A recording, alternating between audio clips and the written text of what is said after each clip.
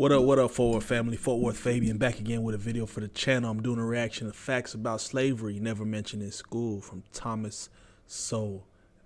Correct me if I'm pronouncing that wrong, but Thomas Sowell is an American economist, author, social commentator. He's a senior fellow at the Hoover Institution with widely published commentary on books, and as a guest on TV and radio, he became well-known voice in American conservative movement as a prominent black conservative, man. 93 years old. Shout out to him, man. I think pieces like this are very informative. I think we live in a world to where people don't want to take time to understand anything and don't want to take time to understand others, you know, if people are different from themselves. So I think that causes a lot of confusion in the world, and sharing pieces of information you know, on this platform is something that people probably don't have access to or don't even have a clue on. Not to say this part in particular, but I like to do that in general, you know, give people an insight to other things. So my content varies, and I definitely hope it's informative in some lights, because it's definitely informative for myself. So subscribe to the channel, man. Let's get into the video, man. Knowledge is power. Understanding is the baseline.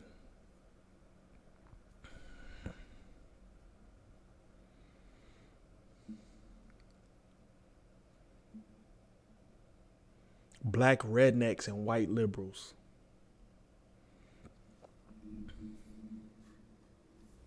The instrumental use of the history of slavery today also underlies the claim that slavery grew out of racism.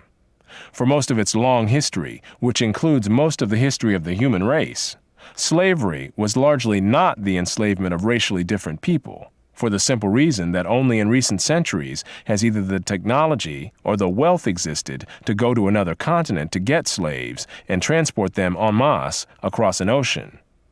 People were enslaved because they were vulnerable, not because of how they looked. The peoples of the Balkans were enslaved by fellow Europeans, as well as by the peoples of the Middle East. So you're telling me that there's no tie to slavery and some type of dislike or hate? I think that's hard to believe. You know, I think that obviously if someone's malinformed or doesn't have knowledge, you're able to easily manipulate, sure. But at the same time, man, like, why?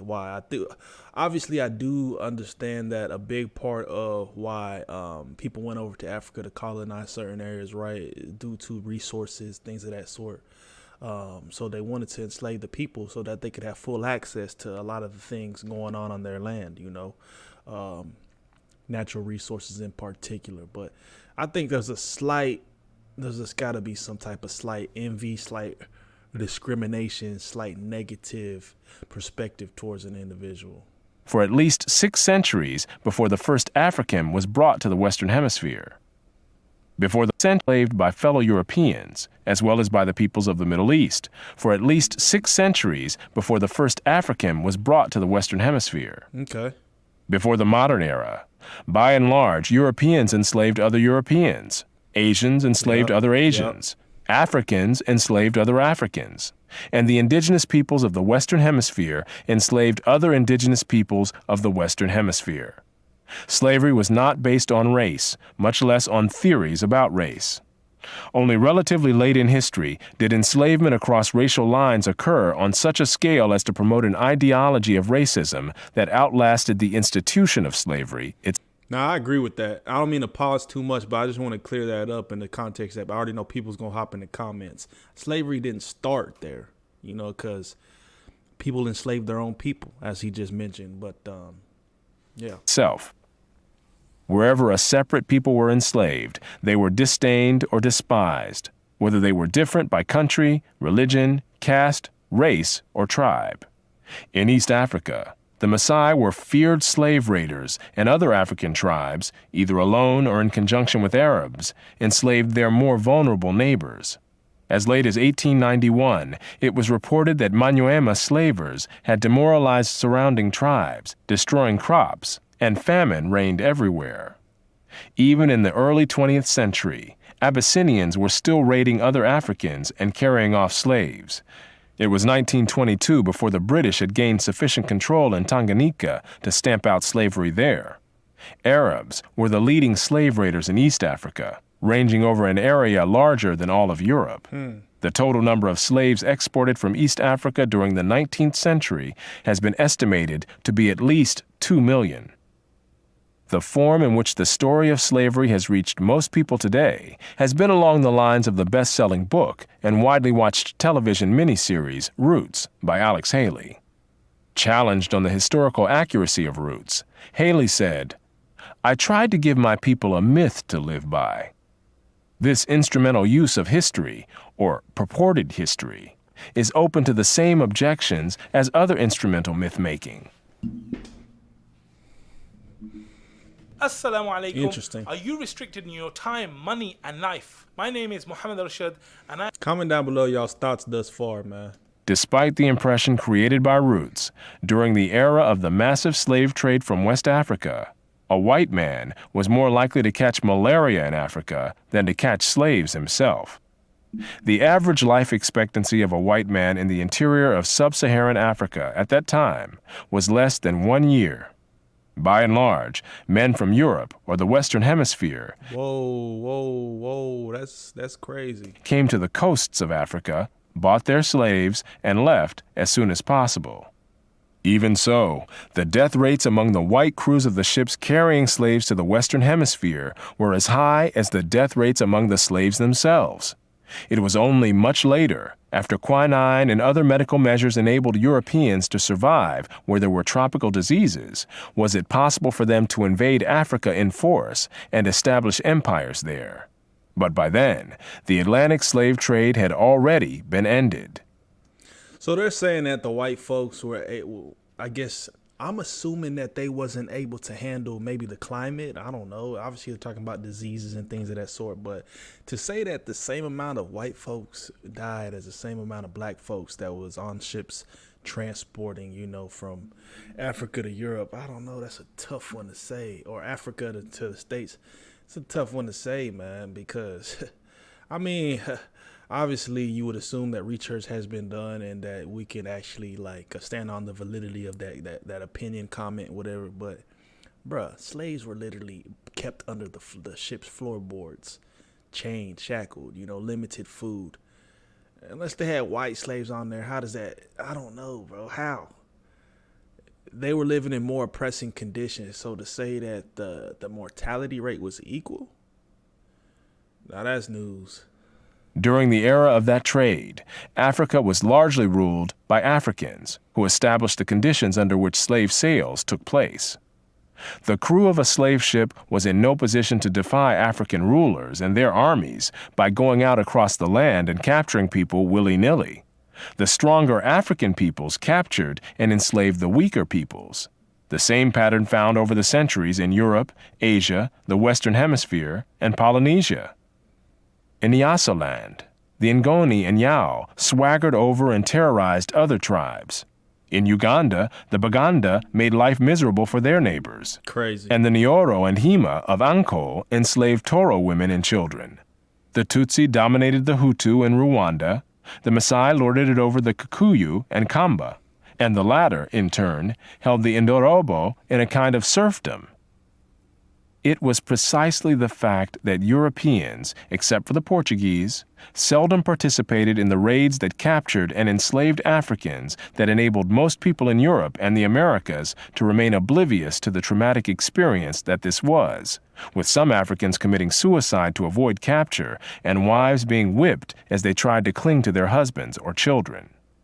Historian David Breon Davis pointed out that Europeans had little contact with the actual process of enslavement, and that as late as 1721, the Royal African Company asked its agents to investigate the modes of enslavement in the interior. Europeans typically saw only the end results, enslaved people being offered for sale on the coast. It was much the same story in the Ottoman Empire, where those who bought slaves had no idea what these slaves had been through before. The unique position of the Western... One can kind of assume being ripped from your hometown, your homeland, to go across seas. One can kind of assume that wasn't a pleasant experience. But just based off of the conversation, the comments made, I would say that, and obviously common sense, slavery, in my opinion, originates from laziness. right? So when people think that they have the lack of strength, or they don't want to do, I don't know, specific work, they steal, they captivate people, or they pretty much take individuals as their slaves to do the work for them, bro. Slavery comes from not doing things yourself. You take a slave to do work for you. So at the end of the day, I think that stems from just being lazy. World. You may not even have the actual the field force, so to speak, or to be able to, I guess, accomplish certain tasks, or complete certain jobs. So it could be manpower, but on top of it, man, it's just like, bottom line, it comes down to the fact that you're willing to kidnap somebody, take somebody from their whole existence to do work for you against their will, because you don't want to do it yourself. In the history, and especially the destruction of slavery, need not imply that there was unanimity within the West on this institution. In addition to whites who defended the enslavement of Africans on racial grounds, or who opposed general emancipation on social grounds, there were many whites, and even blacks, who defended slavery as a matter of self-interest as slave owners. Although most black owners of slaves in the United States were only nominal owners of members of their own families, there were thousands of other blacks in the antebellum South who were commercial slave owners, just like their white counterparts. Makes zero An estimated sense. 1/3 of the free persons of color in New Orleans were slave owners, and thousands of these slave owners volunteered to fight for the Confederacy during the Civil War. And that's the thing, bro. I think that kind of comes from where that term, the Uncle Toms of the world, come from. I think a lot of these so-called black slave owners were just trying to follow suit, fall in line, and maybe gain some type of association with the whites, in that particular point in time. Because like, it's one thing you being some type of, I guess, minute owner of family members of your own, but when you're a black individual taking other black slaves, I mean, that don't even make sense to me. I think a lot of that was done just to earn brownie points. Black slave owners were even more common in the Caribbean. In Yeah, short, for there sure, were many for defenders sure. of slavery in the West, even in the 19th century. And outside the West, slavery was too widely accepted to require defense. No other nation ended slavery in the same way as the United States did, and few ended it after so short a struggle, as history is measured. How and why did slavery end in most of the world? There were two major processes.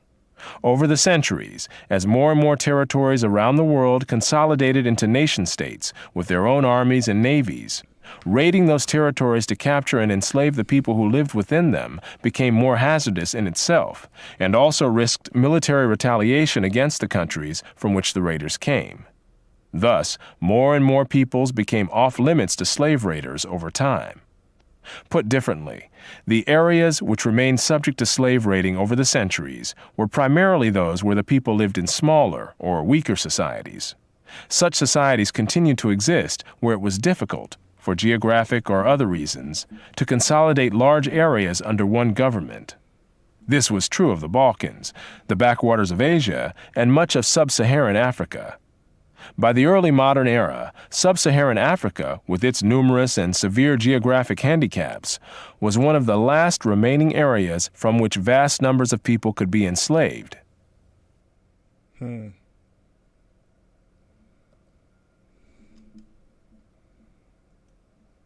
y'all have it, man. There y'all have it. Interesting. I guess I would say that the number one fact, or the number one piece of information that I took away from this that I didn't know prior was, when they mentioned the mortality rate or the death rate was between whites and blacks on slave ships, it was about the same, whether it was due to natural causes, sickness, I don't know, climate change, whatever it was, you know what I mean? But that's crazy. Comment down below. Let me know y'all's thoughts on this one in the comment section below. That was from Sowell. And yeah, man, peace, love, prosperity. We all about unity on this channel. We not about,